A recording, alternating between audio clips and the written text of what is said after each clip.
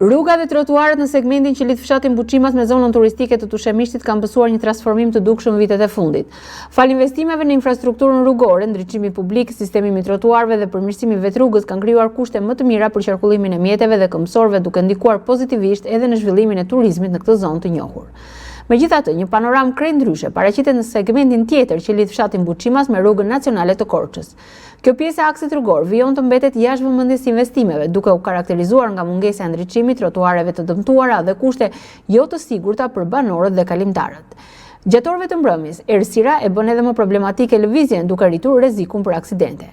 Banorët e zonës shprehen të shqetësuar për këtë situatë dhe kërkojnë ndërhyrje të menjëhershme nga autoritetet përkatëse.